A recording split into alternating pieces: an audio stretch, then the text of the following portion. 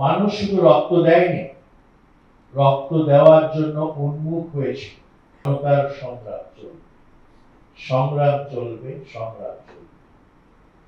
তারপরে ছিল সেটা হচ্ছে দিয়েছি তো রক্ত, আরো দেব রক্ত, প্রয়োজন হলে দেব এক নদী রক্ত।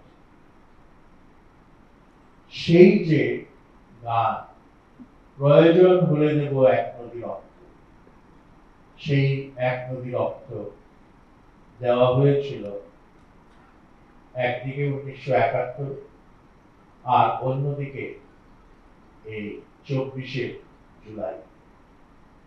এবং সেই কারণে 24শে জুলাই আমাদের ইতিহাসে, জাতীয় ইতিহাসে অত্যন্ত গুরুত্বপূর্ণ একটি দিন হিসেবে, সময় হিসেবে উল্লেখিত হবে। ইতিহাস থেকে এই জুলাইকে মুছে ফেলা যাবে না। মানুষ শুধু রক্ত দেয়নি, রক্ত দেওয়ার জন্য উন্মুখ হয়েছে। সেই স্কুলে পড়া একটি শিশু, সে আর ঘরের মধ্যে আবদ্ধ থাকতে চায়। সে তার মাকে লিখেছে, মা আমি চললাম, যদি ফিরে না আসি তাহলে আমাকে ক্ষমা করে দিও। এবং সেই শিশু মিছিলে যোগ দিয়েছিল এবং গুলিতে সে নিহত হয়েছিল। এরকম শুধু একজন নয়, অগণিত শিশু কিশোর কিন্তু এই আন্দোলনে সামিল হয়েছে।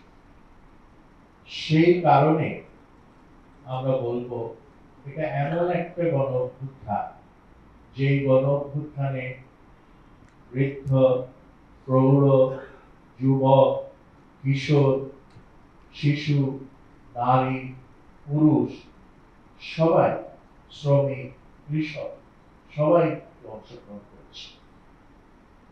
এখানে আজকে প্রশ্ন উঠতে পারে যে আমরা এই অভ্যুত্থান করে কি পেলাম। একটা জিনিস পেয়েছি, সেটা হচ্ছে এখন পর্যন্ত মুক্তভাবে, স্বাধীনভাবে কথা বলতে পারছি এবং এ ব্যাপারে কেউ বাদ সাধছে না। কিন্তু এটা আর কতদিন অব্যাহত থাকবে? আমার পাশে তথ্য উপদেষ্টা বসে আছে, সেটা আমরা কেউ ভালো করে বলতে পারি। কারণ বিপ্লবের পর প্রতি বিপ্লব আসে, ফরাসি বিপ্লবের পরেও অনেক ঘটনা ঘটেছে।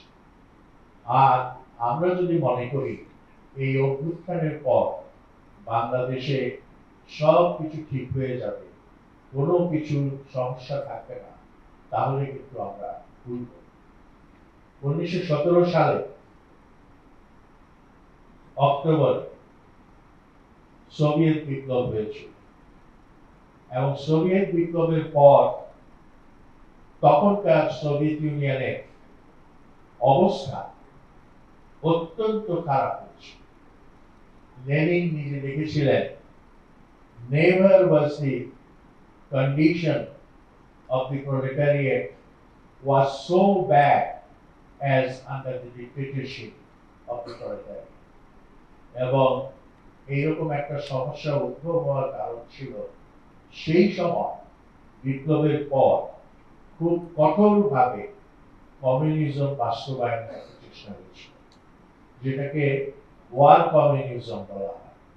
আর এই ওয়ার কমিউনিজম বাস্তবায়ন করতে গিয়ে গ্রামের কৃষকদেরকে ক্ষুব্ধ করে তোলা হয়েছিল।